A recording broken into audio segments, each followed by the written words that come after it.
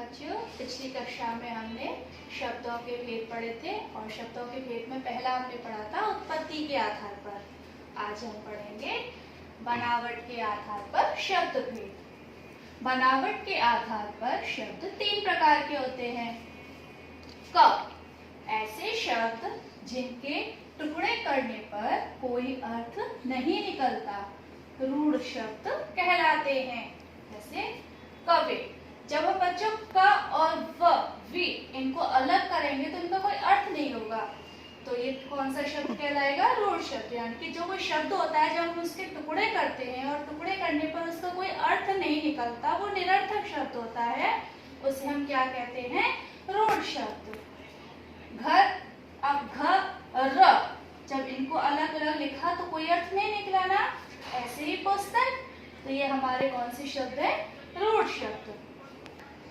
ख, ऐसे सार्थक शब्द जो दो शब्दों के मेल से बनते हैं, यौगिक शब्द कहलाते हैं। जैसे विद्यालय, तो बच्चों जब हमने विद्यालय को अलग अलग किया, विद्या आलय, तो देखिए इसमें विद्या का अर्थ निकल रहा है, विद्या यानी कि शिक्षा, आलय, आलय यानी कि घर, ग्रहण, जहाँ हम विद्या ग्रहण करते हैं, शिक्षा ग्रहण करते हैं, वो क्या होता है? विद्यालय। और बैलगाड़ी, तो जब हमने बैलगाड़ी को भी अलग अलग किया, बैल गाड़ी, यानी कि जिस गाड़ी को बैल लेके जाते हैं वो क्या होती है? बैलगाड़ी। तो ये हमारे यौगिक शब्द होते हैं, यानी कि जो ऐसे शब्द, ऐसे सार्थक शब्द जिन शब्दों के, जो दो शब्दों के मेल से बनते हैं, वो हमारे यौगिक शब्द कहलाते हैं। दो या दो से अधिक शब्दों के मेल से बने ऐसे शब्द जो किसी विशेष अर्थ का बोध कराते हैं, योग रूढ़ शब्द कहलाते हैं।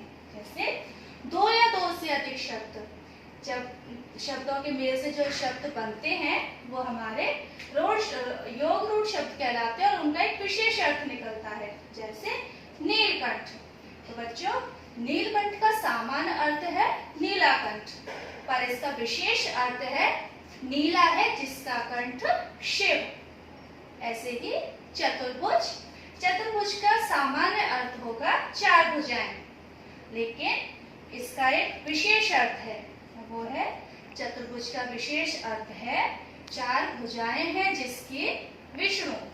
तो बच्चों ऐसे ही नीलकंठ और चतुर्भुज हमारे योग रूढ़ शब्द हैं। ठीक है, अब आपका गृह कार्य है कि आपको बनावट के आधार पर ये शब्द भेद अपनी कार्य पुस्तिका में लिखने हैं